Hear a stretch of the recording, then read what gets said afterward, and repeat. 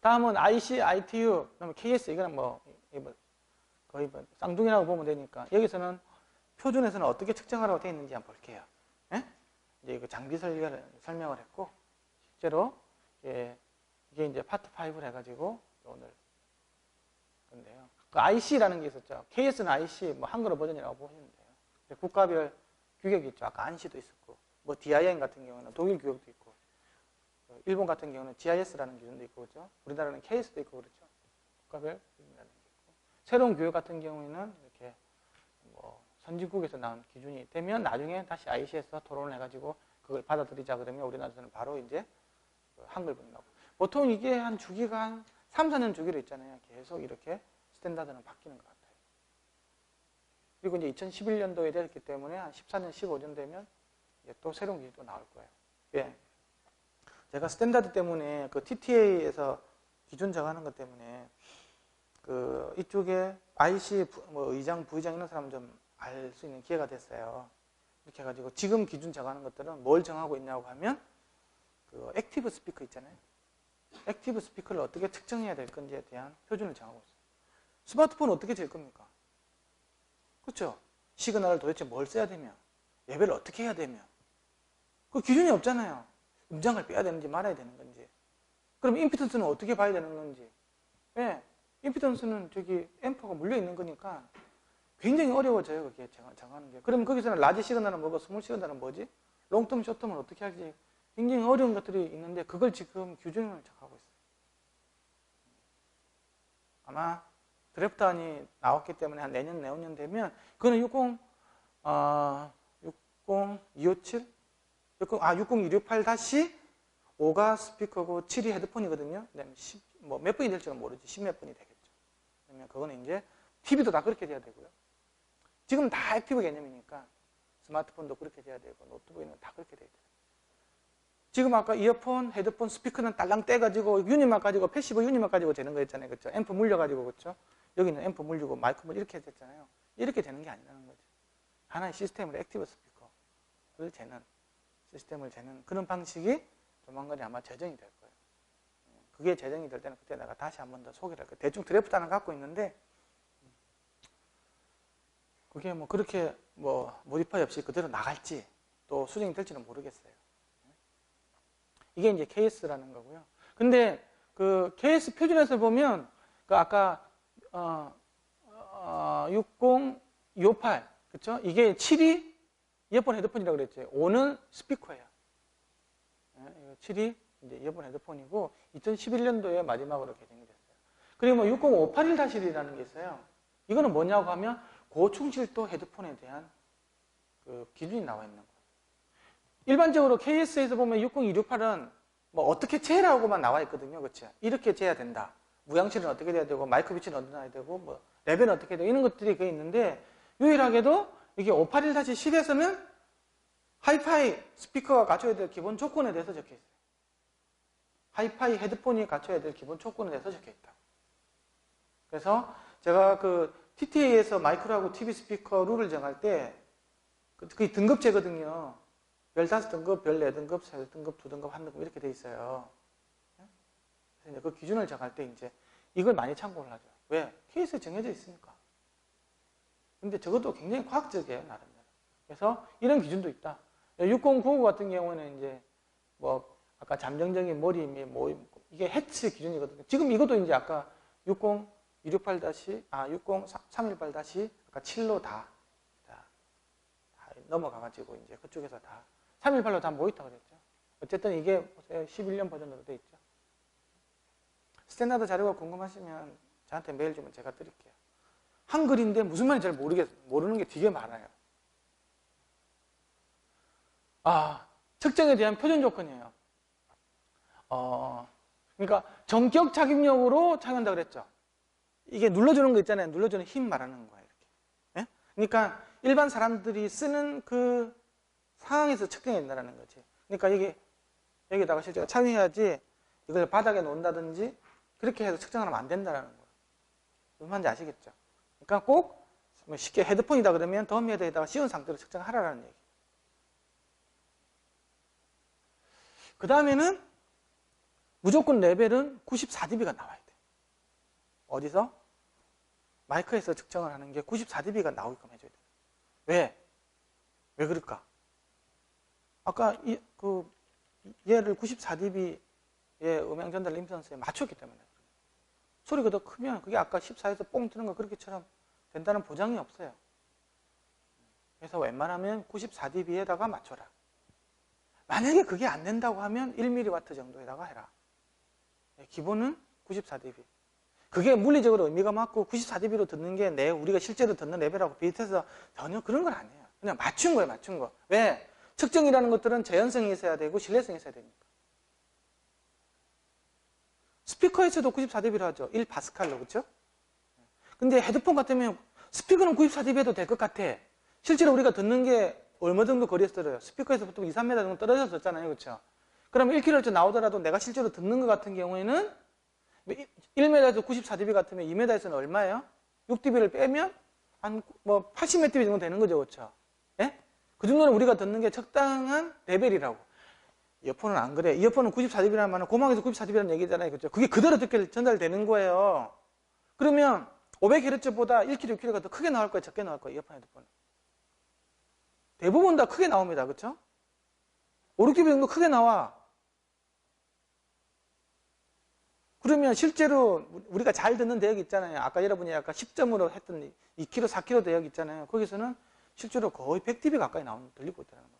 엄청 크게 듣는 거예요, 94dB가. 근데 어쨌든 그때의 특성을 못 살렸기 때문에 무조건 94dB에 맞춰. 언제? 500Hz일 때. 그러면 왜 500Hz일까요? 스피커는 1kHz인데. 이어폰, 헤드폰 같은 경우에는 1kHz도 맞추면 안 돼요. 그것보다는 500Hz가 훨씬 더 나아. 제일 재현성이 높은 거예요. 1kHz 이상이 들어가 버리면 이게 있잖아요. 귀 있잖아요. 귀에서 이렇게 공진 모드 같은 게 생겨가지고 있잖아요. 제대로 된 프레셔 필드 조건이 안 돼. 그래서 500Hz 같은 경우에는 리키지도 100Hz, 200 이 사이 생기잖아요. 그렇죠? 그래서 500이 제일 안전해요. 제일 재현성이 뛰어난. 그래서 500Hz에서 다 제게끔 되어 있어요. 기본적으로는. 신뢰성이 있어야 되는 거예요. 많이 졸리시죠? 어깨 한번 이렇게 쭉 하고 요렇게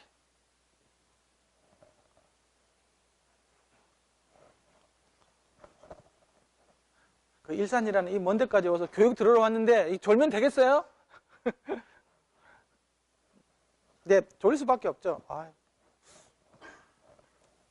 기시기 하면 쭉 기시고 해서 시작할게요. 그래서 500Hz를 많이 써요. 자, 그리고 이제 1mW. 안 될 때는 1mW를 써요.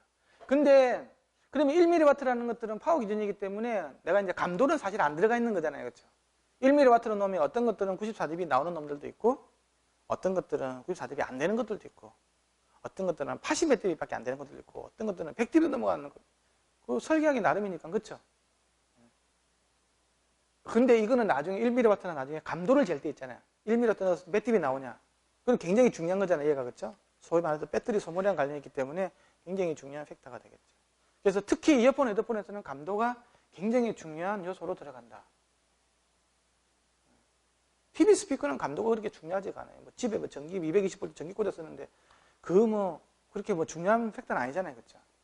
더 음질이 더 좋게 나올 수가 있다고 중요한 건 아닌데 포트블로 해가지고 배터리 구동형이 되는 것 같은 경우에는 굉장히 중요한 요소가 되겠죠. 그래서 감도가 이제 잴 때 1mW로 쓰라고 되어 있어요. 자, 여기 보면 이어폰, 헤드폰을 잴 때는 전격 작용력 있잖아요. 실제로 듣는 환경이랑 맞추어서 눌러주는 작용력까지 다 맞춰져서 해야 된다.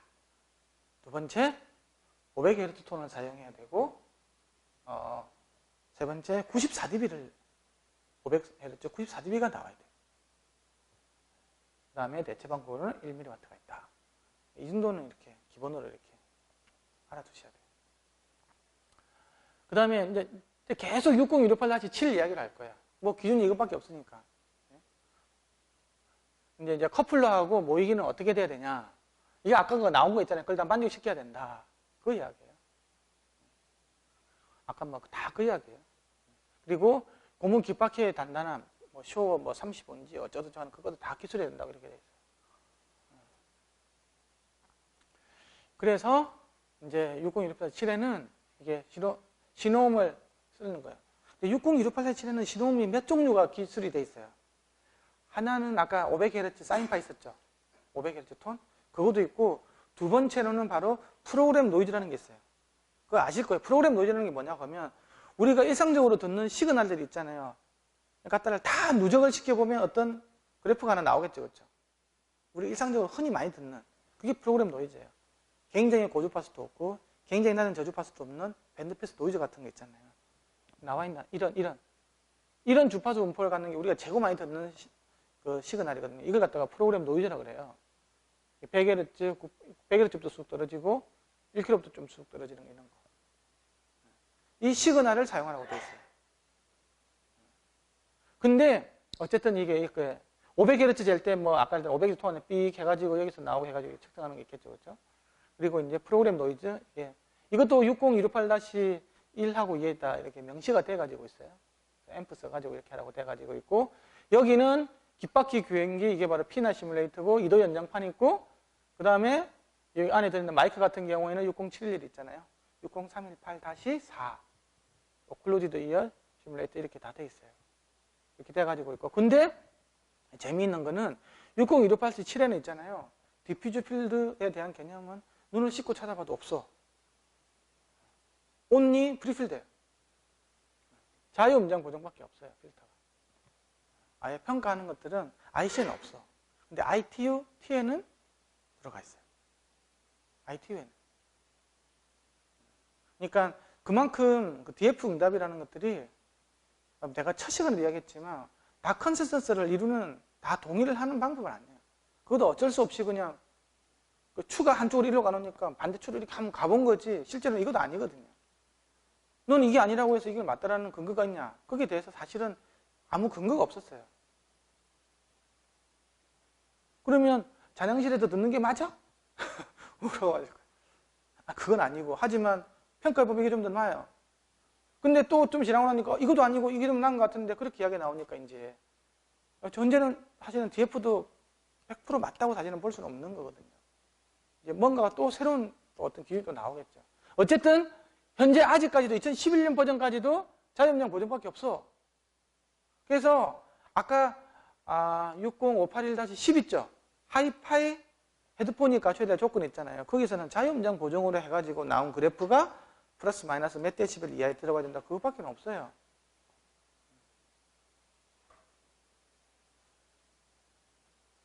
그리고 이제 적당하게 A 웨이팅 정도는 가할 수 있다. 뭐 이 정도. 가정 필터. 이 정도.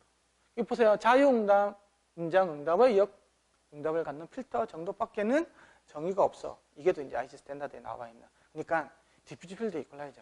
까불지면 안 돼도 아니야. 우리 업계에서는 인정 안 해줘. 이제 그렇게 돼 있는 거예요. 현재까지 IC 내에서는. 근데 이제 그건 아닌 것 같거든. ITU 애들은 뭡니까? ITU 할 쪽은 녹음실에서 녹음한 애들이에요. 방송국에서 있잖아요. 사운드 엔지니어 있는 사람들 있잖아요. 모니터를 해야 될 거잖아. 난 저거 프리필드 저거 아닌 것 같아. 불만이 있는 거지. 스피커로 듣는 거하고 이거 많이 차이가 나니까 실제로. 그래서 우리는 새로운 기준 정하자. FF보다는 DF가 더 맞는 것 같아. 그래서 거기는 DF 응답이 표준으로 돼 있어요. 그렇다고 해서 다 바뀐 게 아니고 FF, DF 다. 그래서 이제 그때부터 이제 DF 응답 헤드폰이라는 게 나오게 됐죠. 아까 제나이저 같은 거 있잖아요. 뭐 HD, 뭐 U 어쩌고 하는 것들은 DF 응답으로 보정된 아까 그 따라가는 거 있잖아요. 점선으로 따라가는 게 그런 것들이 좀 있죠.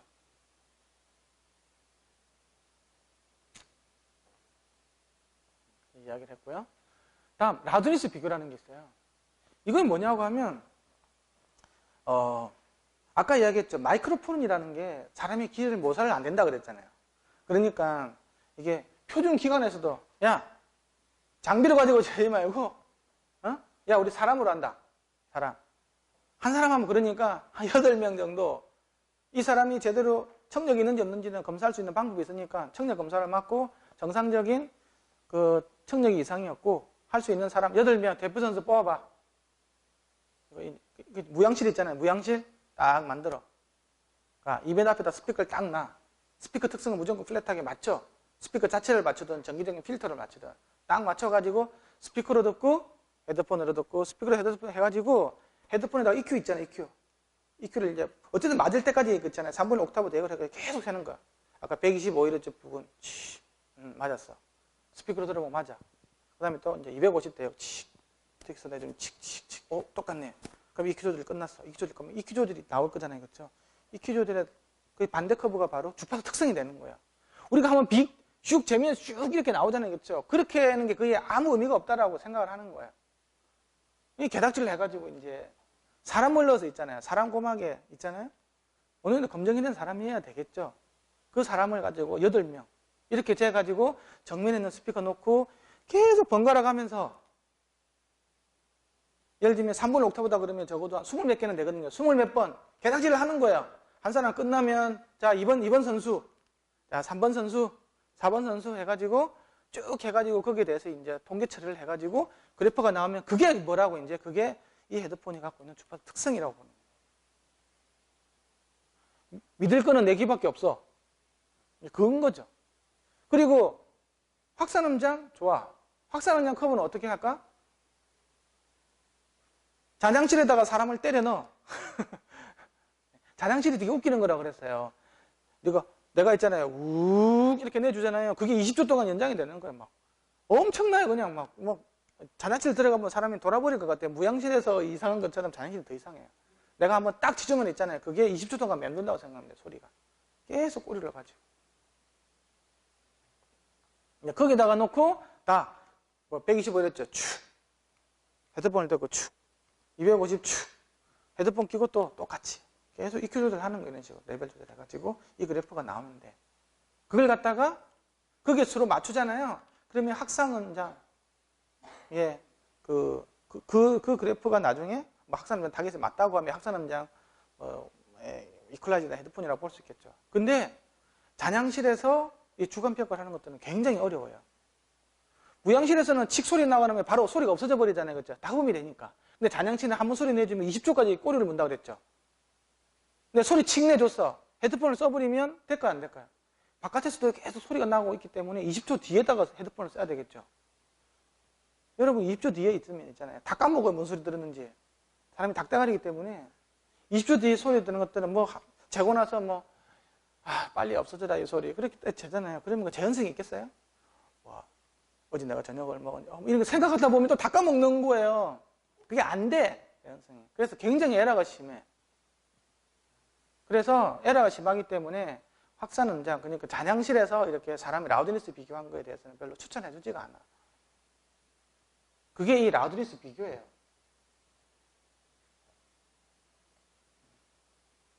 장비를 못 믿겠다라는 얘기지.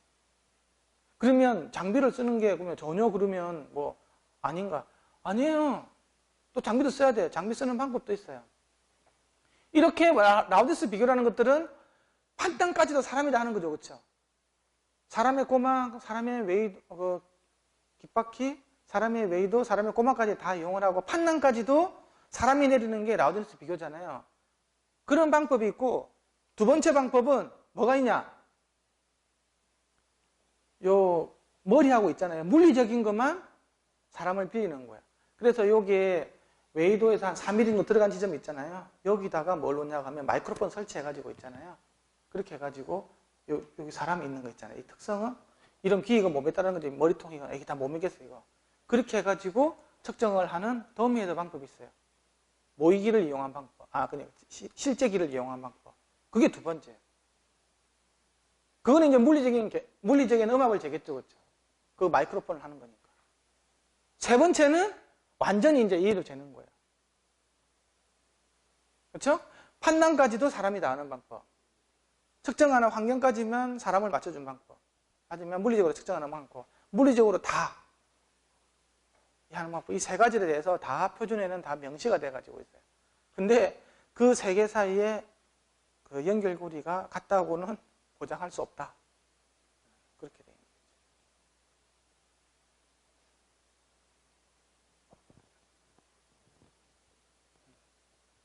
아까 그래 잔향실에서는 이거 안 맞다고 이야기하고 적당하지 않다고 되어 있는 거고 다음에 임피던스에 대한 이야기예요. 임피던스. 아까 내가 어제도 이야기했지만 임피던스 이거 재는 거 아주 골치 아파요. 되게 쉬울 것 같죠? 그냥 위익해주면 임피던스 급이 슉 나오잖아요. 응? 이게 단순하지가 않아, 이게. 첫 번째, 선형 영역에서 일어나야 된다는 거죠. 우리가 임피던스를 보는 목적이 뭐겠습니까? 임피던스를 보는 목적. 굉장히 중요하거든요. 임피던스를 보는 목적이 한 2가지 정도 이유가 있어요. 첫 번째로는 파워를 구하기 위해서 임피던스를 보죠, 그렇죠? 공칭 임피던스를 알기 위해서, 그렇죠? 네? 두 번째는 이 갖고 있는 운동 특성을 알아야 돼요. 이 공진 시스템이 있는데 얘가 도대체 F0가 얼마고 그게 저주파수에서 Q 값이 얼마인지 이게 슉 이렇게 뜨는 건지 높이 이렇게 뜨는 건지 이게 100Hz라고 하면 이렇게 뜰 수도 있고 이렇게 뜰 수도 있는 거잖아요. 그렇죠? 이렇게 뜨는 것들은 댐핑이 안 된 거라 그랬죠. 그렇죠? 그 주파수가 되면 연락 운동해가지고 이렇게 된 영을 확 이렇게 이런 것들이에요.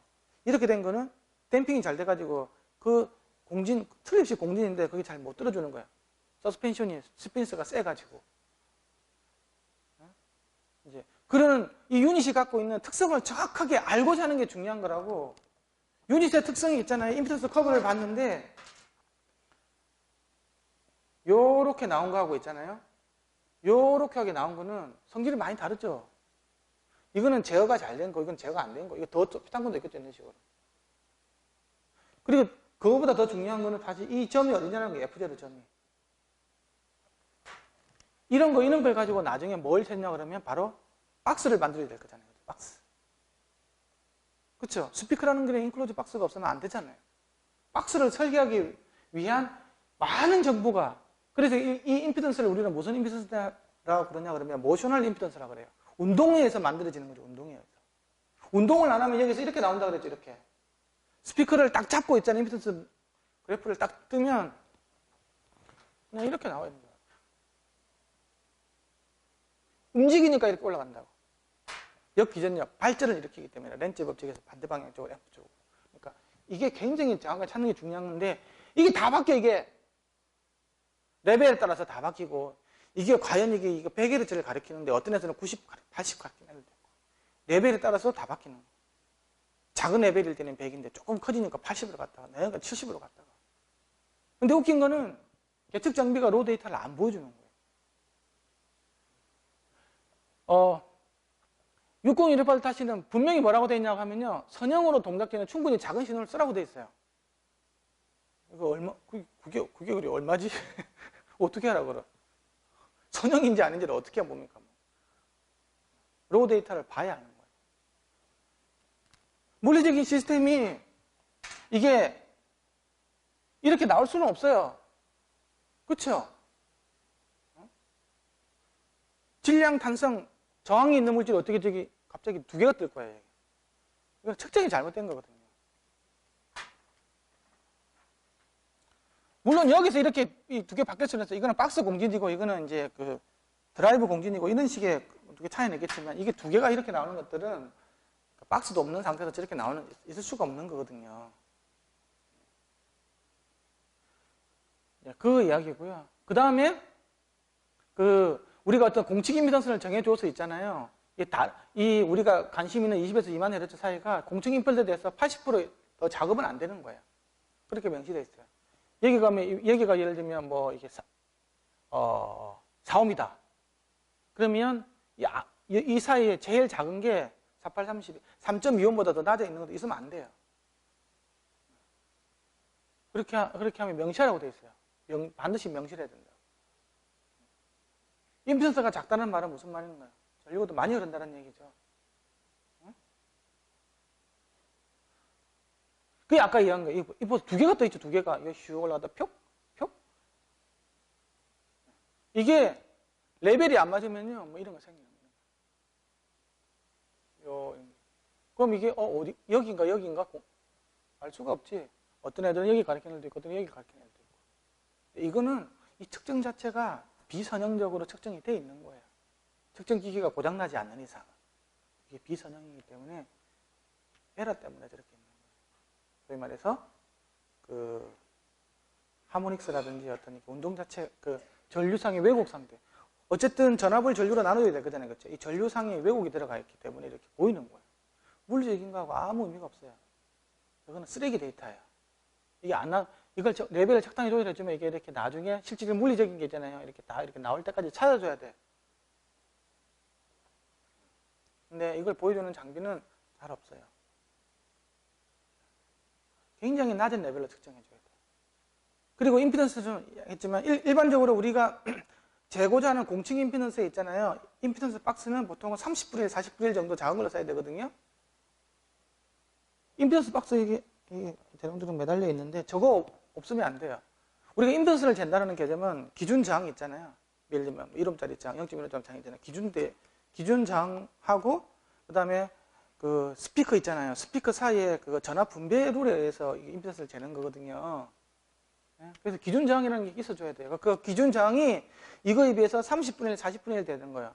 지금 여기는 0.25옴짜리 박혀 있거든요. 그래서 어떤 거는 0.1옴짜리 박힌 게 있어요. 임피던스 박스에 0.1옴 같으면 40을 곱하면 얼마인게 4옴짜리죠. 그러니까 그는 4옴짜리, 뭐 8옴짜리 이런 거 용도로 맞는 거고 0.25다. 그럼 25 곱하기 3은 얼마입니까? 10옴 가까이 되나? 그치? 그러니까 뭐 15옴 원절이 되는 거 있잖아요. 그래서 대략적으로 보면 우리가 로우 임피던스 있잖아요. 8옴짜리, 뭐 16옴짜리 이 계열 있잖아요. 스피커를 할 때는 그 램프런서 저항을 갖다가 보통 0.25옴짜리, 적어도 1옴 언더로 내려가는 게 돼. 그럼 1옴짜리다. 1옴짜리 램프런서 쓴다. 그거는 언제 되는 거라고? 곱하기 40 해주면 32옴짜리 뭐 이런 거 있잖아요. 내가 이어폰, 헤드폰인데 32옴짜리 쓰는 경우 있죠. 그거는 레퍼런스 저항을 한 1옴짜리로 써줘야 되는 거예요. 그렇게 해야 SNR이 좋아져요. 그게 일반적인 룰이에요. 근데 내가 16옴짜리나 뭐 8옴짜리 뭐 이런 것들 좀 16옴짜리를 쓴다고 해서 0.25옴짜리를 레퍼런스 저항을 달잖아요. 그렇게 해주면 이런 케이블들 있죠. 예? 이런 케이블들을 재보세요. 이게 아주 허접한 케이블 쓰면요. 이게 뭐 0.5옴, 1옴 이렇게 넘는 경우가 있어요. 그렇게 하면 완전히 쓰레기 같은 데이터가 나올 수 있는 거죠. 그래서 충분히 짧게 여기 사운드 카드에서 나오는 게 있잖아요. 사운드 카드에서 임피던스 박스까지 스피커까지 가는 선은 굉장히 좋은 걸로 충분히 짧게 해서 적어도 0몇 옴 이내로 들어오게끔 해야 정확한 데이터가 사실은 나와요. 왜? 그래야 레퍼런스 저항이 의미가 있는 거고. 이거 임피던스를 측정하는 게 만만치가 않은 작업이에요. 왜 만만치가 않냐? 선형 영역에서 재라 그랬잖아. 그럼 레벨이 굉장히 작은 거예요. 뭐 0.001V 이렇게 돼 있다니까? 크게 해줘버리면 SNR 당연히 좋아지겠죠. 그렇죠? 신호음 레벨이 커져버리면. 그러면 트랜스듀서가 다 비선형 구간으로 가기 때문에 충분히 작게 쏴줘야 되는 거예요. 작게 쏴주면 SNR에서 노이즈하고 신호 사이에 마진이 줄어들 거잖아요. 그래서 굉장히 쓰레기 데이터가 많이 나올 수밖에 없는데 그럼 어쩔 수가 없어. 왜? 이어폰 자체가 선행용이 그렇게 낮기 때문에. 그래서 굉장히 좋은 선을 써줘야 돼요. 굉장히 굵고 무산소 동목 굉장히 굵고 있잖아요. 좋은 걸 해가지고 짧게 이렇게 구현을 해가지고 해야지. 야 10m짜리 사와라 돌돌 말아서 쓰지 뭐 이렇게 하면 안 돼요. 그거를. 특히 임피던스를 잴 때는. 왜? 우리가 쓰는 다이나믹 방식이 굉장히 낮은 임피던스 쓰잖아요. 8옴, 16옴, 4옴 이런 것도 쓰기 때문에 다른 도선에서는 영향이 있으면 안 돼. 의외로 그게 크거든. 그래서 이게 사실 어렵다. 그래서 이제 앞으로 많은 장비들이 선형 영역에서 측정을 하라고 사실 아까 스탠다드도 정해져 있잖아요. 근데 이것들이 이렇게 안 만들어. 왜? 귀찮으니까.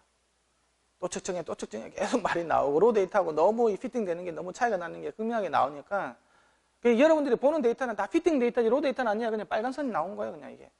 알 수가 없어. 안에서 어떻게 되는지는. 절대 알 수 없어요. 근데 앞으로는 아마 이렇게 너는 바뀔 것 같아. 저도 지금 계속 장비회사한테 이렇게 바뀌어야 된다고. 좀 어릴지는 모르겠지만 이게 너무나도 중요하기 때문에 이거 가지고 우리가 박스 설계, 스피커 설계를 다 하게 되는데 그렇지 않습니까? 그렇죠? 그게 전혀 쓰레기 데이터를 주면 안 되잖아요. 그래서 임피던스 이게 굉장히 어렵다. 이게 특성 전압인데 아까처럼 500Hz 사인판 해가지고 94dB 놔주는 게 특성 전압이에요. 특성. 어떤 특성을 볼 때 있잖아요. 기준이 되는 거예요. 우리가 스피커로 치면 94dB 1kHz 톤을 얻듯이 여기서는 94dB 500Hz 톤을 특성 전압이라고 그래요. 영어로 하면 캐릭터리스틱 볼티지라고 그래요. 분명하게 메시되어 있어요. 그 다음에는 시뮬레이션 프로그램 있잖아요. 아까 뭐 이렇게 100에서 쑥 떨어지고 1km 쑥 떨어지는 거 있잖아요. 그 시그널을 사용을 해서 94dB가 나오게끔 해줘라. 세 번째 방법은 그 프로그램 노이즈를 FF EQ 걸어준 거 있죠. 프리필드 EQ 걸어준 거 있죠. 그걸로 넣어가지고 94dB가 나오게 해줘라. 그 세 가지를 쓸 수가 있어요. 근데 일반적으로 측정을 할 때는 그냥 500Hz, 94dB 해서 그냥 측정하는 경우가 많아요. 근데 표준에는 세 가지가 명시되어 있어요. 500Hz 쓸 수도 있고, 그 다음에 프로그램 노이즈 쓸 수도 있고, 프로그램 노이즈에다가 뭐 A 웨이팅 앤드 프리필드 EQ 걸어줘가지고 94dB. 어쨌든 최종 단위는 94dB가 나와야 되는 거예요. 왜? 고막을 흉내내는 마이크로폰이 94dB의 특성에 맞춰져 있기 때문에. 94dB가 아닌 시그널에 대해서는 이어 시뮬레이터로서 작용하는 것들을 보장해 줄 수가 없기 때문에, 신뢰성이 없기 때문에. 그래서 그렇게 정의가 되어 있어요. 전격 전압이에요. 이거 진짜 어려워. 사실은 이거 되게 어려워. 원래 정격이라는 것들은 영어로 하면 레이티드 파워라고 그러거든요. 레이티드 파워는 업체가 제시해 주는 거예요. 그 레이티드 파워의 의미는 우리가 아무리 이 시그널을 쏜다고 해도 제품에 이상이 없다고 보장해주는 최대 파워예요. 에? 그거는 업체가 정해주는 거예요. 그걸 확인할 수 있는 방법은 있어요. 스피커에 나와 있어요. 그게 확인할 수 있는 방법이. 근데 그러면 94dB가 그러면 레이티드 그건 아니겠죠. 그거보다 훨씬 더 높게 올라간다고. 그래서 정의되어 있는 것들은 물론 너가 뭐 보장해 줄 수 있다고 하는 것들이 충분히 높을 수는 있지만 아무리 높다고 해도 94dB에서 적어도 10에서 15dB 이상 커지면 안 된다. 토탈 104에서 109dB를 초과해서는 안 된다고 되는 그 사이의 레벨을 이야기하는 거예요. 소리 억수로 크겠죠. 500Hz에서 109dB 같으면 뭐 2kg, 3kg, 4kg 같은 경우에는 뭐 110 몇 dB가 되는 거고, 그거는 그 나이트장에서 그 스피커 앞에서 그 마이크 스피커 앞에서 춤추는 사람 정도의 그 레벨, 굉장히 큰 소리, 막 찢어질 듯한 소리, 그 정도 레벨이 되는 거예요. 어쨌든 전격 전압이라는 거 그런 식으로 정의가 돼 있어요. 이거 이해가 되는 거니까 어쨌든 좀 스피커에서는 모르겠는데 이어폰, 헤드폰에서는 굉장히 과한 거예요. 스피커에서는 1m, 94dB, 1W 이런 기준으로 되어 있잖아요. 그렇죠? 근데 실제로 우리가 더 크게 듣거든. 그렇죠? 그러니까 전격이라는 말이 우리가 듣는 레벨하고 굉장히 유사할 수가 있어요. 실제로 듣는 거하고. 근데 이어폰, 헤드폰은 너무 과해. 그러다 보니까 이 전격으로 되는 거 있잖아요. 전격 출력으로 되는 것들에 대해서는 그렇게 안 되는 것 같더라고. 그냥 94dB로 해가지고 있잖아요. 주파수 특성을 볼 때도, 임피던스를 볼 때도 보통 94dB. 그러니까 원래 전격 임피던스도 다 보고 소신호 임피던스도 다 보게 돼 있는데 습관적으로 이제 그렇게 하더라고. 근데 룰에서는 전격으로 되라고 돼 있어요. 너무 커 사실은. 그 다음에 이제 중요한 개념은 이거는 60268-5 스피커에서 나오는 거야. 헤드폰도 뭐 스피커랑 똑같은 거니까. 그 60268-5에 그러니까 스피커를 재는 KS 스탠다드, IC 스탠다드에다 보면 롱텀, 숏텀 테스트 개념이 있어요. 이게 무슨 말이냐고 하면요. 어떤 스피커가 있는데 그냥 1초에 되잖아요. 1초에 되면 여기 연두색으로 이렇게 나와. 근데 이걸 갖다가 1분 동안에 있잖아요. 전격 출력에서 있잖아요. 전격 출력에서 1분 동안 예열시키고 재면요. 빨간색으로 완전히 다르게 바뀌어요. 이 사이가 보통 한 3dB에서 5dB 이상 차이 나요. 중요한 건 뭐냐고 하면 우리가 1초씩 세가지고 재는 거 있잖아요. 스피커 잴 때로 생각해봐요. 슉 재는 것들은 당연히 연두색으로 나오겠죠. 그게 우리가 실제로 듣는 거하고 아무 연관이 없어요. 우리는 1초 듣고 맙니까 스피커를? 아니잖아요. 계속 틀어놓잖아요. 결국은 뭐냐고 하면 이게 열에 대한 거 있잖아요. 열에 대한 특성이 반영이 돼야 된다는 거예요. 열이 올라가면 저항이 커지게 되겠죠. 저항이 커지면 전류가 작게 흘러서 응압이 줄어든다. 그래서 뭐 스피커에서 갖다 놓고 1초 휙 재고 이 특성 해가지고 이거는 앞으로 이렇게 들려요? 사람들도 그렇게 들을 거예요? 그거는 굉장히 오산하는 거예요. 근데 내가 굉장히 냉각 설계라든지 이런 게 잘 돼 있다. 그러면 사실 이 차이가 되게 적어요. 근데 제가 그 TV 스피커들, 뭐 마이크로 스피커들, 핸드폰 스피커들 재보면요. 많은 것들은 10dB 이상 차이 나요. 1분 동안 전격으로 예열시켜 놓은 상태에서 재봅니다. 그래서 이런 기준이 나온 거예요. 그래서 롱텀 테스트라는 걸 하라고 돼 있어요. 이렇게 돼야 뭐랑 비슷하다고? 사람들이 듣는 주관적인 음질하고 좀 유사해진다라고 했어요. 그래서 이런 부분들 디테일 할 때도 다 넣어놨죠. 근데 이 사람들이 거기에 대해서 별로 사실 재면 되거든요. 1분 좀 기다리는 게 뭐가 어때요? 내가 테스트 시그널 넣잖아요. 그죠? 전격 출력해서 넣잖아요. 그럼 스타트 누르면 치 해가지고 아까 프로그램 노이즈 있죠? 그 1분 동안 일단 예열돼요. 끝나고 나서 위 그럼 끝이에요. 그러면 맨 뒤 거 가지고 분석해 내면 되는 거지. 그게 우리가 실제로 듣는 주파수 특성하고 유사하다는 거지. 잘 생각해 보세요. 스피커라는 게 굉장히 넌리니어인데 넌리니어의 중요한 부분이 온도에 대한 부분도 굉장히 커요. 설계가 완벽하게 잘 될수록 차이는 적지만 이게 차이가 굉장히 크다라는 거예요. 허접한 스피커일수록. 그리고 냉각 구조가 잘 설계될 수 없는 그런 스피커일수록 이렇게 커. 그래서 이런 부분들도 왜 전격에서 재는지에 대한 그런 이유가 되는 거예요. 최대 전압은 뭐냐고 하면 이제 고장이 안 나는 데까지가. 연구 손상을 입지 않고 견뎌낼 수 있는 거기까지 가는 거예요. 그래서 이제 전격 장시간이 있고요. 전격 최대 연구 전압이 있어요. 이거는 완전히 그 손상 입을 때까지 보는 거고, 이거는 뭐 120초 오프, 60초 온, 10회를 반복해가지고 이렇게 보면, 이렇게 된 때 이렇게 측정을 해가지고 4시간 동안 방치했는데 아무 문제가 없다. 그러면, 이거는 최대 출력이 이 정도까지라고 우리가 개런티 해줄게. 이렇게 보는 거예요. 그 스펙 하나 쓰는 것들도 다 이렇게 규정이 나와 있다는 거죠. 표준 프로그램 신호 있잖아요. IC. 표준 프로그램 신호 있었죠, 이거. 그걸 넣어가지고 계속 올려주는 거예요.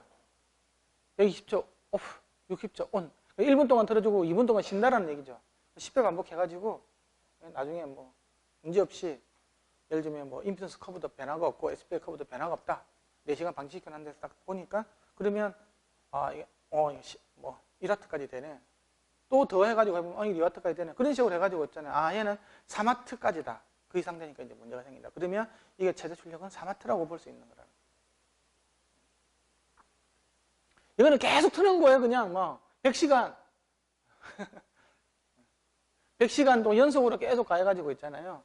연구 손상을 입지 않고 견뎌낼 수 있는 전압을 전격 최대 연구 잡음 전압. 이거 말도 어렵네. 이렇게 보는 거예요. 그러면 스피커가 이렇게 최대 전압을 가지려고 하면 어떤 부분이 되면 될까요? 스피커의 내구성이라고 얘기하는 것들은 다 하나밖에 없어요. 스피커 내구성 좋게 하려면 냉각 설계만 잘해주면 돼요. 스피커라는 것들이 에너지의 거의 뭐 99%를 열로 낸다 그랬잖아요. 그렇죠? 근데 그것만 잘 뽑아내서 쓰면 돼요. 제가 제일 가혹한 스피커를 해본 게 음향대포에 들어가는 압축 드랍이었거든요. 그거는 내가 300W, 500W까지 있잖아요. 만들어 봤거든요. 500W에서 내면요. 1m에서 보면 150dB 가까이 돼요. 드라이브 한 개에서. 그렇게 내줄 수 있는 것들은 거의 없거든요. 근데 문제는 열이에요, 열. 근데 아무 문제 없이 할 수 있는 게 있어요. 수냉식으로 있잖아요. 뒤에다가 CPU 쿨러 달아놓으면 뭐 100시간 틀어도 아무 상관이 없어요. 열만 시켜낼 수 있다고 하는. 계속 틀어놔도 돼. 열이 누적이면 안 되게끔 하면 돼요. 아니면 뭐 이렇게 공냉식을 하는 거 있잖아요. 필이 있잖아요. 부리로 된 거 표면이 넓게 해가지고 있잖아요. 그런 거 달아놔도 뭐 10시간 우습게 틀 수 있어요. 스피커가 그렇다는 거지. 그러니까 방열 설계를 냉각 설계를 잘해줘야 돼요. 냉각 설계. 그렇게 하면 이게 뭐 이렇게 들어도 아무 문제가 없어.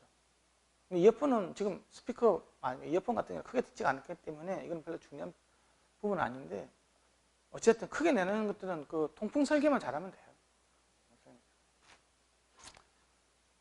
이제 감도라는 부분인데요. 센시티비티 우리말로 하면 이거는 포트블에서 굉장히 중요하다고 그랬죠. 예? 그린 스피커의 기준이 되는 거예요. 얼마만큼 그린 전력을 적게 먹고 일 잘하나 하는 거예요.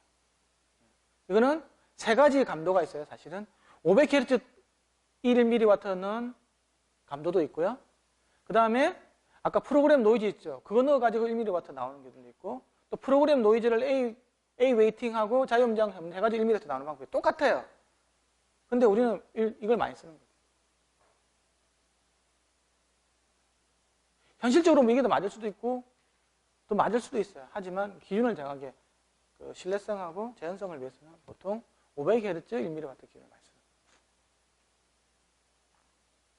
써요. 그 시그널은 세 종류가 있다. 사인파, 프로그램 노이즈, 프로그램 노이즈다가 여러 가지 웨이팅을 가해준 거. 실질적으로 많이 쓰는 것들은 사인파 500Hz. 왜? 그게 제일 신뢰할 수 있는 주파수 대역이니까. 그다음에 주파수 아까 응답이 있는데요. 아까 좀 이야기했죠.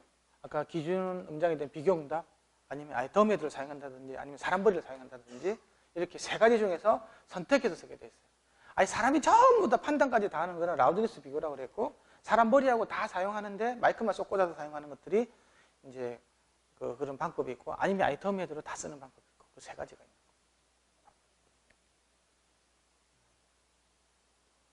거예요. 이것도 있잖아요. 이거 절대 이렇게 있어요. 아까 오전에 한 건데요. 주파수 가변 방향이 결과에 영향을 미친다면 저역에서 고역으로 가변하는 주파수의 경우에 대한 결과를 사용하고 이것을 결과 명시한다. 아까 상향 수입이 있고 하향 수입이 있었죠. 상향을 하라고 돼 있어요. 이게 스탠다드 이렇게 돼 있어요. 이걸 하향으로 해가지고 고주파수부터 쭉 이렇게 내려오면요. THD가 쓸데없이 크게 보이는 경우가 있다는 거죠. 그 다음에는 그러면 아까 무향실 잔향실에서 사람 3분의 1 옥타브씩 해가지고 24번 EQ 잡아주는 거 24번 해가지고 총 8명이 돼서 하면 하루 종일 해야겠죠. 돈도 엄청 들 거잖아요. 그렇죠? 예? 그 돈을 주고 하느냐 안 하느냐에 따라서 결과가 다르기 때문에 항상 주관평가를 할 때는 돈을 주고 해야 돼. 몇만 원씩이라도 탁 돈 주고 도와주세요. 이렇게 해가지고 해야지. 야, 잡아놓고 해가지고 하면 결과가 안 미치기 때문에 페이지나 원페이지에 따라서 완전히 결과가 달라요. 이제 그렇게 하면 너무 이게 시간이 많이 걸리잖아. 그래서 여기서도 직접법을 아까 내가 직접 한 그게 직접법이었어요. 직접 사람 넣고 하는 거 있는데 그거 말고 이게 지원법이라고 있어요. 이거는 뭐냐고 하면 그렇게 해가지고 헤드폰을 하나를 재요. 그 타겟컵을 그 주파수 특성을 알았죠, 그렇죠? 그게 이제 레퍼런스가 되는 거예요. 그 헤드폰하고 우리가 재고자는 다른 헤드폰하고 사람은 이제 무향실도 필요 없어, 잔향실도 필요 없어. 바꿔 끼고 하면서 있잖아요. 거기에 대한 편차만 있잖아요. 편차만 찾아내면 어떻게 될까요? 그래 아까 그 그래프 나온 거 있잖아요. 거기다가 뭐 더하기 3kHz가 한 3dB 넘네? 오케이. 그러면 이 그래프 특성을 굉장히 쉽게 찾아낼 수 있어요. 그게 지원법이에요.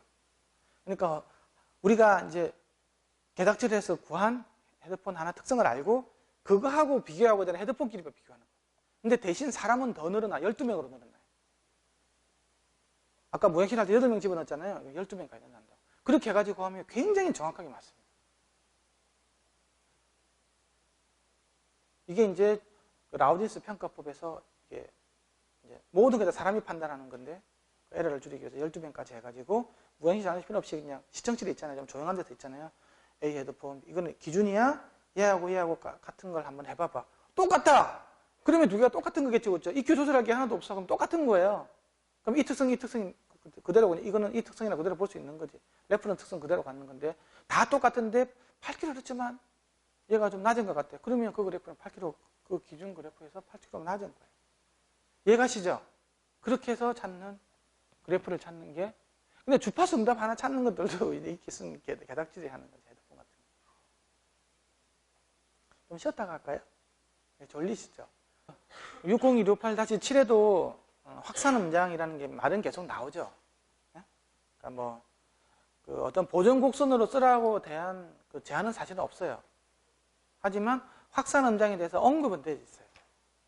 그래서 잔향실에서 재는 방법, 무향실에서 재는 방법에 대해서 무향실에서 재는 것에 대한 자유음장 라우드니스 비교, 확산 음장 라우드니스 비교에 대해서는 다 이야기는 돼 있어요.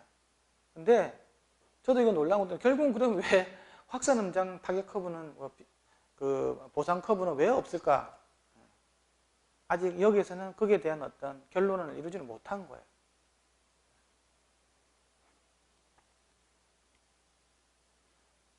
그 이야기고요.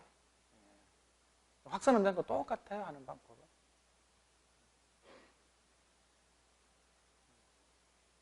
그 다음에 이제 정격 주파수 범위예요. 이 정격이라는 말은 이야기했지만 레이티드, 즉 업체가 정해준 재생 대역을 이야기하는 거예요. 업체가 우리 이어폰, 헤드폰은 뭐 20Hz부터 20,000Hz까지 나와. 우리는 2Hz부터 40kHz까지 나와. 그런 말도 안 되는 개뻥을 하는 이어폰 회사들이 되게 많아요. 그거는 사실은 그거는 거의 사기에 가까운 건데, 이제 그걸 제시해 주는 게 바로 전격 주파수 범위예요. 이건 누가 해준다고? 업계가 정해주는 거예요. 그래서 제가 그 TTA 활동 하면서는 이게 얘네들이 사기를 치고 있는지 없는지에 대해서 있잖아요. 그 판단하는 기준이 있어야 될 거잖아요. 얘네들의 말이 진짜 믿을 수 있을까 말까.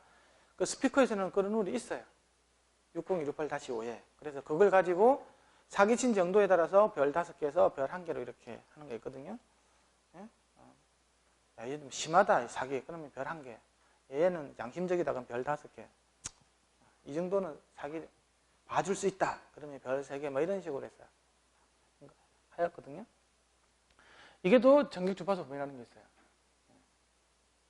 그러니까 고충실도 헤드폰 있잖아요. 이거는 전격 주파수 범위는 어쨌든 제조사가 명시를 해주는데요. 이걸 재는 룰에 대해서 좀 이따가 알려드릴게요. 좀 이따가 보여드리고. 그 다음에 고충식도 헤드폰이에요. 이건 60581-10에 제정이 되어 있어요. KS에도 있고 되어 있는데, 고충식도 헤드폰은 반드시 자유음장 비교 방법을 이용한 주파수 특성을 가지고 해야 된다고 그랬어요. 그러니까 여기서 잰 게 아니고 무향실에 넣어가지고 있잖아요. 예?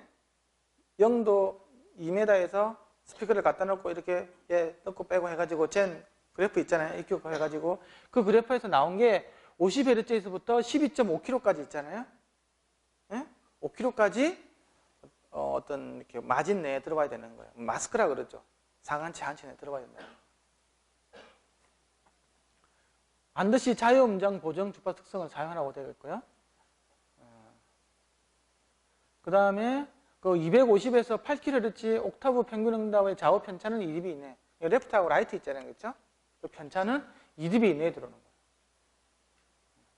그리고 THD는 있잖아요. 100kHz에서부터 3kHz까지는 94dB일 때는 1% 이내, 100dB일 때는 3% 이내 들어오는 이런 헤드폰을 우리는 고축실도 헤드폰이라고 그래요. 이해가시죠? 그러니까 굉장히 좋아야 돼요. 좌우 편차도 2dB 이내에 돼야 되는 거고, 다 보는 게 아니고 250Hz부터 8kHz까지. 그리고 100Hz부터 300Hz까지 94dB에서는 THD 1% 이내, 100dB일 때는 3% 이내. 굉장히 작은 거죠. 근데 여기는 3kHz까지밖에 안 보죠. 네? 이거 좀 이해를 하셔야 돼요. 스피커 있잖아요. 스피커 THD를 댈 때 5kHz까지만 봐요. 5kHz까지만. 근데 그 스탠다드에도 60168-5도 그렇게 돼가지고 있고, 여기는 3kHz까지 보라고 돼 있어요. 왜 그러냐고 하면, 우리가 지금 개척기기들 보면 샘플링 레이트를 보통 44.1kHz로 쓰죠. 그렇죠? CD 퀄리티 한 48kHz 정도 이렇게 쓴다고. 그렇죠? 그러면 보통 한 44.1kHz 정도. 사람으로 치면 가점, 22kHz 정도를 갖다가 녹음하는 거예요. 샘플링. 절반 나눠야 되는 거니까, 그렇죠? 44kHz 샘플링을 하면 22kHz까지 받아들일 수 있다는 얘기거든요. 일반적으로 20kHz까지. 48kHz 샘플링을 하면 24kHz까지 받아들일 수 있다는 얘기고요. 그러면 441로 샘플링하기 때문에 보통 한 20kHz까지 받아들일 수 있는 거예요. 그러면 스피커는 아까 5kHz까지 본다고 그랬잖아요. 근데 우리가 하모닉스를 봐야 되죠. 그렇죠?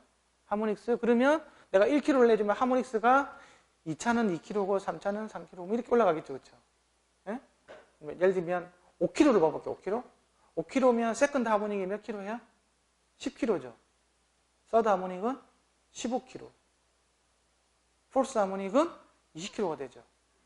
그러면 4차까지 내가 보는 게 볼 수 있는 맥시멈치가 5kHz밖에 안 되는 거예요. 그렇죠? 적어도 하모닉스 4개 정도는 봐야 된다는 거죠. 2차, 3차, 4차까지. 그렇죠? 6kHz는 잴 수가 없어. 왜? 6, 4, 24. 24kHz가 되어버리잖아요. 그걸 못 받아들이는 거죠. 4차 하모닉을.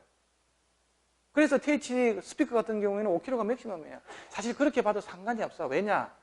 THD의 다이나믹 방식의 THD의 주요한 거는 전부 다가 저주파수 문제라고 그랬죠. 그렇죠? 그래서 5kHz까지밖에 못 보겠는데, 이어폰 같은 경우에는 3kHz까지밖에 못 보게 되어 있는 거예요.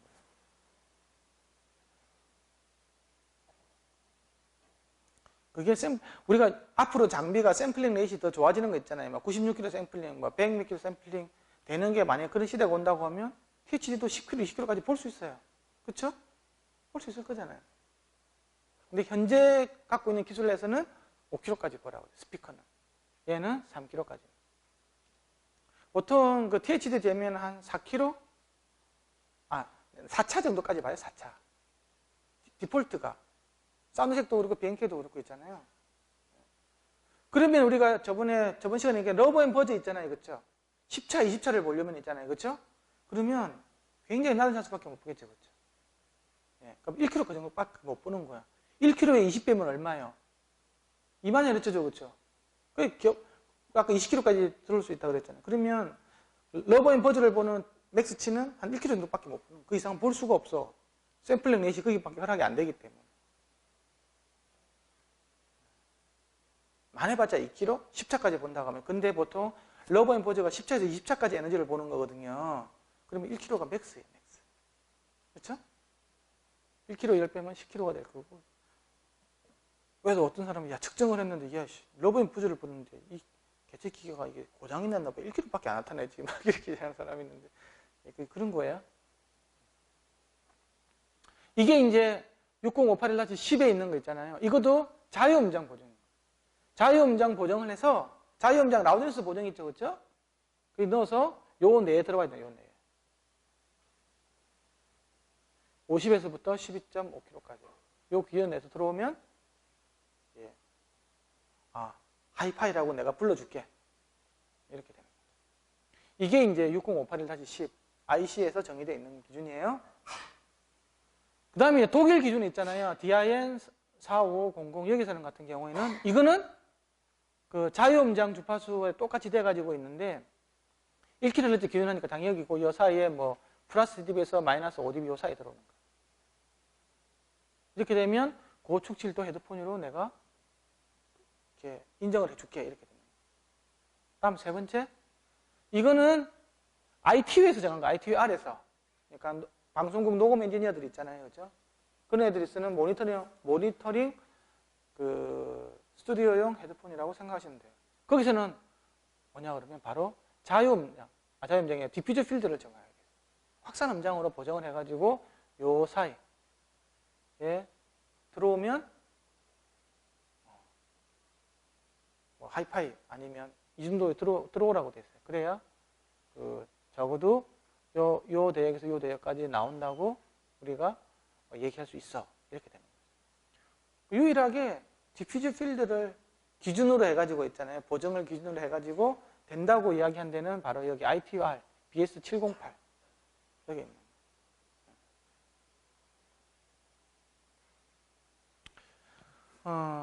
저는 이게 내 마음은 몰라요. 내가 그 당시를 살아보지 않고 이걸 정한 사람들의 마음 소소를 알 수가 없으니까. 근데 방송국에서 어떤 이런 녹음을 해가지고 스피커로 듣는 거하고 헤드폰 듣는 거하고 같게 해주는 것들은 굉장히 중요했겠죠. 그렇죠? 그렇죠? 스피커 상황을. 왜냐 그러면 현장에 녹음을 때 같은 경우 현장에다가 무슨 시청치를 들고 다닐 수는 없잖아요. 그렇죠? 시청치를. 그러면 현장에서 해가지고 바로 송출하고 할 때는 헤드폰으로 들어야 할 경우가 굉장히 많을 거잖아요. 그렇죠? 그래서 모니터링 해가지고, 그렇죠? 그러면 이런 스테레오 음향을 갖다가 동일하게 모사해주는 아마 헤드폰이 굉장히 우리 지금 KBS, SBS, MBC, EBS 있는 사람들 많이 필요할 거라고. 그렇죠? 그런 사람들이 자유음장 보정으로 되어 있는 헤드폰을 들어보니까 2kg, 4kg가 너무 센 거예요, 이게. 안 맞아죠, 음색이. 그래서 이제 거기에 대한 불만들이 제기가 되고 해가지고 이제 다음 시간에 나올 이제 T라는 아저씨가 연상 모델을 만들고 해서 그거는 안 된다. 영도 HRTF를 넣어가지고 표준 통합 기준을 해가지고 이렇게 하는 것들은 그 자체가 좀 모순이 있다. 어쨌든 내 얘기에 맞지도 않는 것, 특정 방향에 대해서 소리가 앞으로 나간다는 것들은 있을 수가 없는 일이다. 그러니까 아예 그냥 공통 부분만 뽑아가지고 차라리 그냥 연상 모델을 해가지고 싹 다 이렇게 보는 게 어떻게 보면 더 그 의미가 있을지도 모르겠다. 그렇게 해가지고 막 그 센 이빨로 가지고 막 이렇게 해놓으니까 그 사람들이 다 그래, 네 말이 맞아. 이렇게 해가지고 그래가지고 어쨌든 이렇게 ITU 기준까지 올라간 것 같아요. 왜냐 그러면 틸이라는 아저씨가 연구한 데가 1980년대였거든요. 80년, 85년 막 이 당시. 그 사람이 입김이 제일 셌을 때가 이 정도 안 되겠어요? 90년 되면. 근데 이제 그 뒤에 시간 이러고 지금 와보니까 이것도 또 아닌 것 같거든. 가정 자체가 굉장히 좀 모순이 크거든요. 하지만 자유음장 보정으로 한 거, 표준통화 목적으로 해가지고 뭐 내가 1m 앞에 서 있는 사람 그걸 기준으로 해가지고 하기에는 너무 이게 내 여기에 콘차라든지 이런 쪽들이 나랑 너무 안 맞는 거, 사람마다 너무 다 틀린 거지. 영도 HRTF를 넣기에는 이게 다 다른 거예요, 사람마다. 이 반사대 쏘는 메커니즘. 그걸 아예 없애버리는 게 낫지 않을까 이렇게 생각했는데, 단순히 그냥 전 방향으로 해서 다 그냥 막 더해버려 있자. 그 말은 아까처럼 길을 단순히 그냥 깔대하고 이게 막히고 닫힌 관으로 그냥 묘사하면 안 될까? 거기까지 간 거예요. 그러다 보니까 그건 좀 인정할 수 없어. 하지만 현실적으로 이제 방송국 엔지니어들은 찾을 수 있는 대안은 바로 이거였을 저는 생각이 들어요. 그래서 독일 제품들이 굉장히 많이 그 DFEQ로 된 제품들이 이제 많이 쏟아지게 된 거지. 왜? 다 독일 사람들이니까. 뭐 틸 아저씨, 그 외국 사람들, 독일 사람들이 연구를 정말 많이 해요. 음향 연구는. 심리음향 모델, 심리음향학, 뭐 심리치료 다 독일에서 다 나온 거예요. 독일에서 다 하는 거예요. 독일에서 다 배우게 돼요, 대부분 다. 우리가 뭐 MP3 어디서 나왔습니까? MP3 코덱 독일에서 나왔어요. 그렇죠? 다 독일에서 다 하는 거예요. 굉장히 그쪽에서는 앞서 있어요.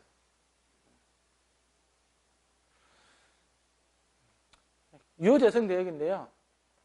이게 우리가 이게 대역을 어디서 어디까지 이렇게 판정하는 룰이 있잖아요. 이걸 보면 여기서 어디까지 나온다고 이야기할 때는 과학적인 근거가 있어야 될 거잖아요. 그냥 어떤 애들은 2Hz부터 40km 나온대, 헤드폰에서.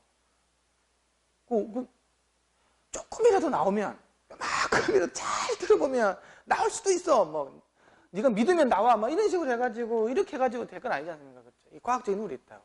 그게 바로 이제 정해진 게 뭐냐고 하면, 최고로 잘 나오는 대역이 있잖아요. 소리는 상대적인 거거든요. 최고로 잘 나오는 대역을 1옥탑으로 갖다가 평균을 내요. 거기서 스피커에서 마이너스 10dB 떨어지는 지점까지를 재생 대역으로 보게 돼 있어요. 그러면 얘를 갖다가 평균을 내면 여기 파란선 정도 되겠죠. 그렇죠? 파란선. 여기서 10dB 떨어지면 미선이 되겠죠. 그럼 얘는 여기서부터 여기까지 나온다. 근데 갑자기 이렇게 쑥 꺼지는 거 있죠. 이렇게. 이게 3분의 1 옥타브 이내가 돼가지고 쑥 꺼지는 거는 다 무시 가능하다고 돼요. 사람이 크리티컬 밴드 있는 모델에서. 그래서 이런 것들은 그냥 무시하고 여기까지 간다는 거예요. 그래서 얘는 여기서부터 109, 8, 7, 6, 5, 50Hz에서부터 6km까지 대역이라고 얘기할 수 있는 거예요. 이 과학적인 룰이 정해져 있어요. 이어폰 헤드폰에서는 그럼 어떻게 해줘야 되냐? 이게 골치 아파요, 이게. 보통 이어폰 헤드폰에서는 2에서 3, 4km 대역이 잘 나오잖아요. 그렇죠?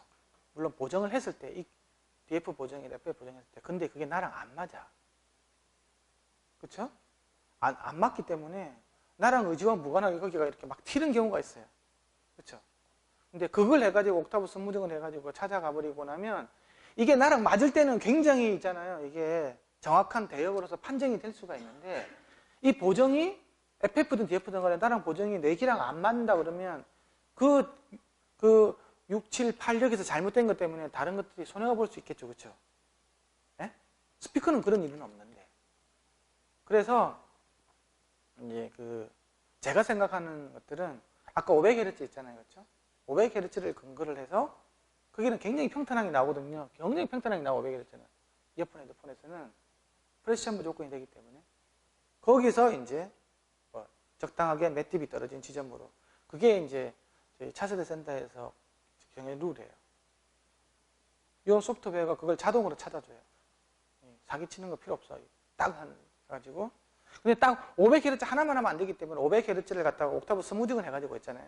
그 대표값에서 마이너스 10dB든. 근데 마이너스 10dB는 아닌 것 같더라고. 그럼 너무 넓어져요. 그래서 그냥 마이너스 6dB 정도 이 정도 떨어지는 걸로 해가지고 하이 주파수, 로우 주파수를 이렇게 보면 대충 우리가 청감적으로 느끼는 거하고 매우 유사하게 갈 수 있다.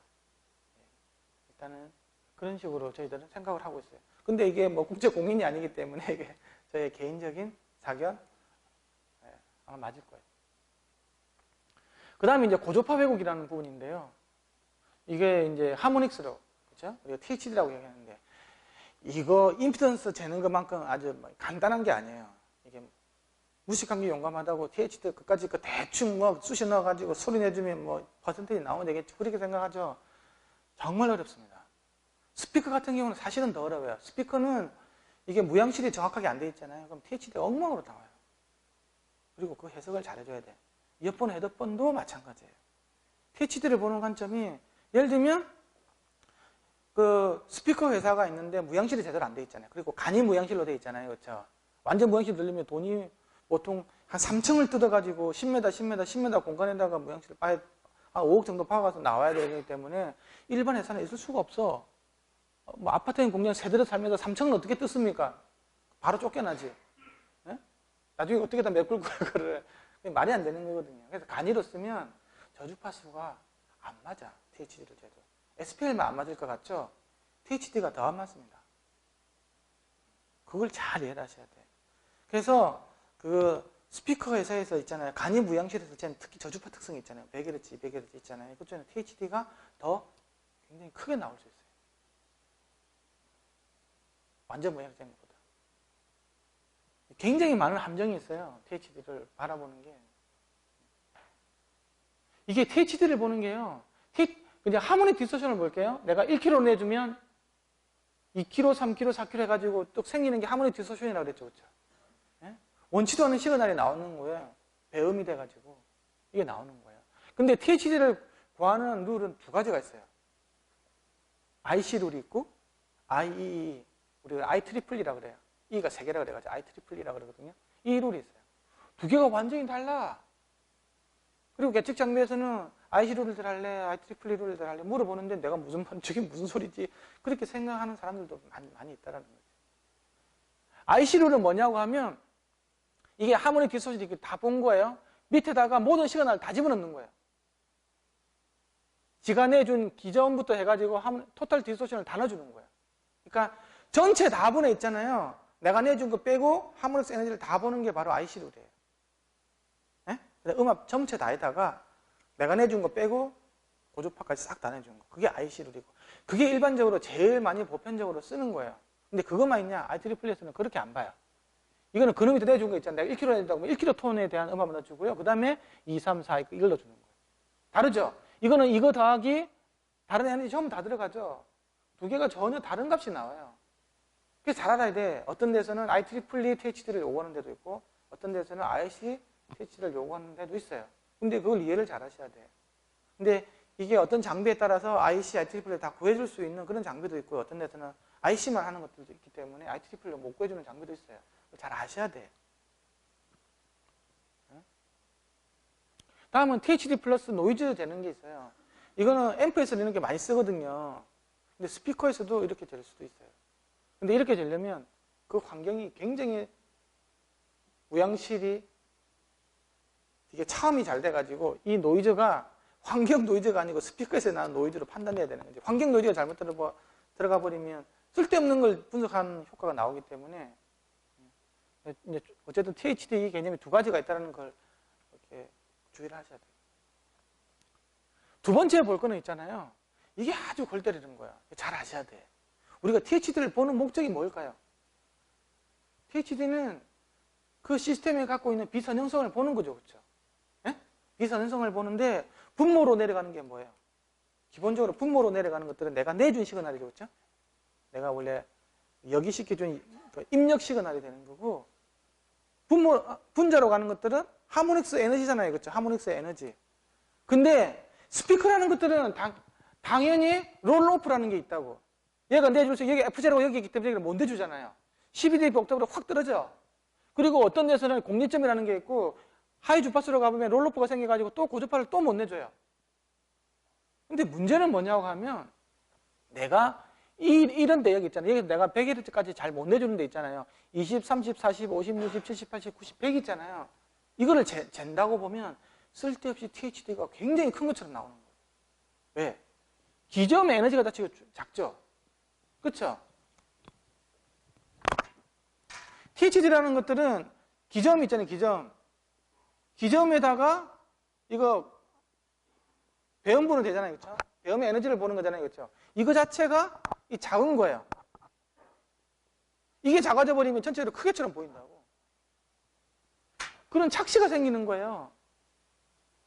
이게 여기서는 이런 데 여기서는. 그래서 이게 그래서 경험적으로 보면 아시겠지만 THD 있잖아요. 막 저주파수로 가면 THD 확 커져버리죠. 100%, 200%, 300%까지 올라가 버리잖아요. 그렇죠? 그게 실제로 그렇게 300%까지 올라갈 상황이냐? 사실 그건 아니고 THD 양은 하모닉스의 양은 그렇게 증가가 안 돼요. 단지 그 비율상으로 보면 기저음의 에너지가 작다 보니까 크게 보이는 거예요. 그래서 이런 착시가 있기 때문에 저걸 그대로 있잖아요. 이런 개쓰레기 같은 제품이 어디 300%씩 뭐야 이거? 그렇게 생각하면 안 된다는 거예요. 그래서 이런 부분들 때문에 그 IC 스탠다드는 뭐가 되어 있냐 그러면 바로 캐스트리스틱 하모닉 디소션이라는 것들을 넣어놨어요. 이런 착시를 없애주기 위해서. 이게 어떤 거냐고 하면요. 이렇게 작아지잖아요. 이 에너지를 이렇게 여기 평균값을 이렇게 내려줘 이렇게. 이것뿐에 이 에너지를 보는 거예요. 이게 내려간 거 이걸 보면 이게 작아지니까 얘가 큰 것처럼 느껴지기 때문에 그걸 그냥 이렇게 간다고 보고 있잖아요. 그렇게 보도록 이렇게 적여놓은 거예요. 그래서 보면 이 레퍼런스로 PR 레퍼런스 있죠. 이게 바로 뭐냐고 하면 민 사운드 프레셔 랩을 보는 거예요. 이거는 무슨 말인지 하면 요 민값이 요 민이니까 그대로 이렇게 가라는 얘기예요. 그러니까 여기서 나오는 에너지 레벨이 89dB면 89dB 분에 이 나오는 하모닉스는 일로 뜨겠죠. 그렇죠? 이렇게. 여기 잰다고 하면 하모닉스는 여기 이렇게 갈 거잖아요. 주로 하모닉스가 있는 게 그 통과돼요. 여기서 많이 있으니까 그렇게 보는 게 좀 더 현실적으로 맞다라는 거예요. 그게 더 재밌는 건 이쪽은 실제로 물리적인 것보다 더 THD가 오히려 작아져. 실제로는 작은 게 아닌데 더 작게 느껴지는 거지. 왜냐? 기저음은 큰데 있잖아요. 하모닉스가 에너지가 줄어들어 버리죠. 그렇죠? 이거는 큰데 얘가 줄어들어 버리잖아요. 그렇죠? 그러니까 오히려 더 작아지는 것으로 느껴지는 거예요. 그래서 이는 어떤 이렇게 그 오해, 곡해라 그래야 되죠. 그렇죠? 그 데이터만 가지고 곡해를 낼 수도 있기 때문에 이걸 갖다가 하기 위해서 이제 여기서 아까 이야기한 게 이렇게 이게 스탠다드에 다 나와 있어요. 근데 얘가 스탠다드에는 나와 있는데 이걸 그 실제로 업계에서는 많이 안 써. 이런 기능을 넣은 제품들이 많이 없어요. THD 보는 룰들이. 내가 본 거는 사운드 체크밖에 없어. 그러면 THD 노멀라이즈라는 기능이 있어요. 그게 이거예요. 그렇게 하면 여기서는 저주파수 이쪽에 있잖아요. THD가 좀 작은 것처럼 느껴요. 근데 그게 상당히 의미가 있다. 실제로 우리가 느끼는 것보다 굉장히 이렇게 크게 이렇게 비춰지거든요. 그래서 100%, 200%, 300% 나오는 쓰레기처럼 보여주는데 그거는 실제로 그렇지는 않아요. 의미적으로. 다음은 인지적인 고주파가 저번에 설명해줬죠. 이게 잘 느껴진다고. 에너지가 똑같은데 이건 하나도 안 느껴지는데 이건 굉장히 크게 느껴지는 거예요. 그래서 이게 고주파, 이게 러버 엠버즈를 해가지고 이게 굉장히 중요하다고 이야기를 했고 지금은 러버 엠버즈들 아마 많이 볼 거예요. 그래서 이거는 THD 양으로 보면 굉장히 작죠. 이거에 비해서 이건 너무 작은, 이 마이너스 몇 데시벨입니까? 이 60데시벨이죠. 100만 분의 1밖에 안 돼요. 굉장히 작은 에너지지만 저게 귀에 너무 잘 거슬리는 거예요. 왜? 마스킹이 이렇게 돼가지고 이쪽 마스킹이 안 되잖아. 마스킹이 이렇게 되는데 이게 굉장히 작은 에너지인지 모르겠지만 여기서는 잘 들리는 거예요. 여기서 이거 에너지 레벨 차이 되게 크거든요. 이게 보세요. 이게 40 가까이 되잖아요. 그렇죠? 이거는 거의 95죠. 마이너스 50데시벨 차이 나잖아요. 그렇죠? 하지만 저건 들리는 거예요. 여기서. 이거는 있잖아요. 70데시벨까지 되는데 안 들려. 이게 이렇게 돼버리면 이 큰 거 있지만 이건 안 들려. 이건 잘 들려. 이렇게 가면. 이게 또 마스킹 개념을 본다고 하면 이게 또 나쁜 스피커가 되는 거예요. THD당은 이것이 작죠. 이건 2%밖에 안 되고 이거는 6%가 되는데. 이게 이런 것들까지 다 생각을 해봐야 돼요. 이게 주관적으로 뭐가 넘어간다는 것들은 사람이 갖고 있는 히어링 메커니즘을 잘 이해해야 되고 그렇게 해야 되기 때문에 생각해 보야 될 게 많아요. 그런 것들을 다 따지고 가면 측정된 결과를 가지고 이렇게 하면 사실 주관적인 것과 굉장히 유사도가 높은 데까지 갈 수가 있어요. 근데 우리가 그러니까 잘 안 하지. 그런데 이건 미신이라고 역시 소리는 계측할 수 없는 거야. 막 그러면서 이제 그런 이야기가 나오는 거예요. 이건 그냥 넘어갈게요. 그래서 이거 아까 이런 소리가 있어요. 이런 소리가 한번 들어볼게요. 이게 이제 원음이거든요. 다시. 아이고. 다시. 얘가 원음이에요. 근데 이게 들어볼게요. 뭐가 차이가 납니까? 처음에 시작할 때 드럭 하고 들어가죠? 다시. 드럭 하고 차이가 나죠? 근데요, 놀랍게도 THD 입장에서 보면 있잖아요. 여기 다 들어가 있어요, 이렇게. 이게 THD 커브거든요. 여기 이렇게 개 난리를 치고 드럭 소리가 있더라도 THD 입장에서 보면 안 보이는 거예요. 이게 THD의 함정이에요. 주파수 분석을 하는 함정이라고. 시간적으로 미세하게 바뀌는 거 있잖아요. 순간적으로 바뀌는 거는 에너지는 굉장히 작거든요. 주파수 분석이라는 거는 윈도우라는 개념이 있잖아요. 그렇죠? 내가 1시간 보는 게 전체 여기에 대한 대표값을 보는 거라고. 윈도우 사이즈에서 뭐 몇십 밀리세컨드 이 사이에 대표값을 보는 거라고요. 그 대표값 속에서 뭔가 순간적으로 탁 바뀌는 건데 에너지가 너무 작아. 그래서 TH는 굉장히 낮은 것처럼 느낄지 모르겠지만 그건 굉장히 영향이 미치는 거예요. 이것도 순간적으로 드르륵 하는 게 있었지만 이거 빨간색 안 나타나는데 이걸 갖다가 있잖아요. 뭐 인스탄테니어스, 뭐 크레스트 팩터 하모닉 디스토션 해가지고 뭐 할 때는 말들이 말이야. 타임 도메인 분석하다 보면 이게 이렇게 크게 나타나는 거예요. 이게 이제 러브 앤 버즈를 보는 이유가 되는 거죠.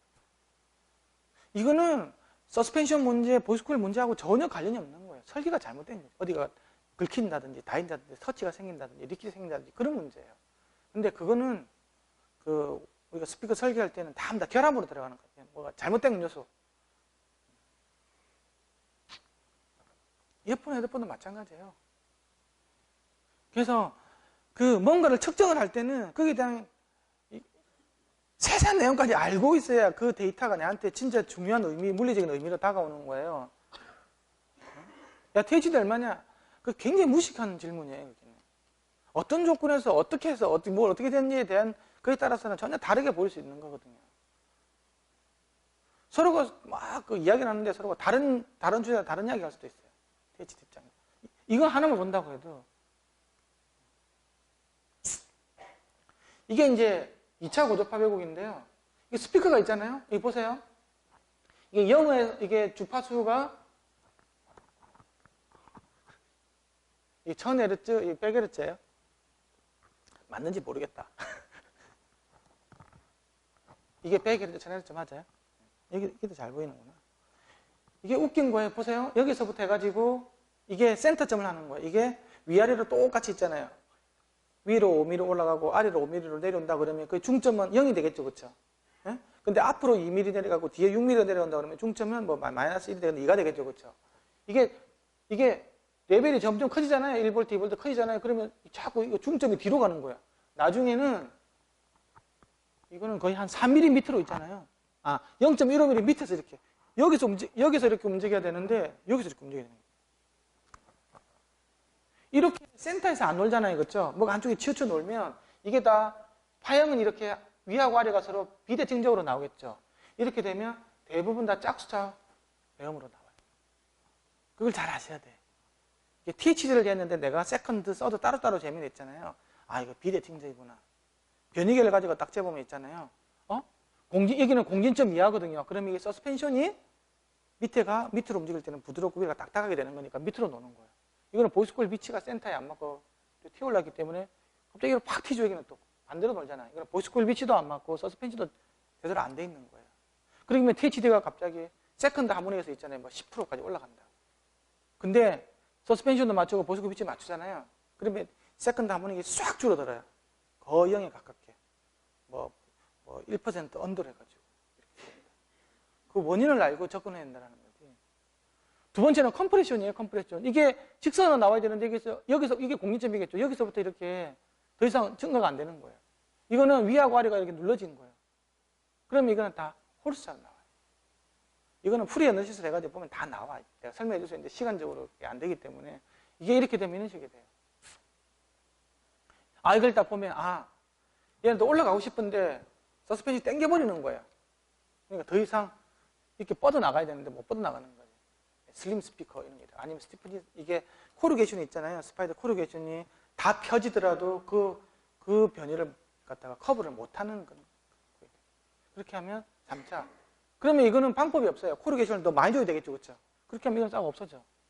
아니면 출력을 줄여주면 없어지겠지. 그러니까 이게 어떻게 나오느냐에 따라서 전혀 다른 접근이 필요하다는 거예요. 이 변조배가 넘어가고요. 차주파수 배가 넘어갈게요. 아니, 감도 아까 이야기를 했고요. 여기다 아까 최더호영님도 이야기를 했죠. 바게테스라는 거 이야기를 했고. 그러면 이제 데모를 보여주면서 오늘 끝낼게요.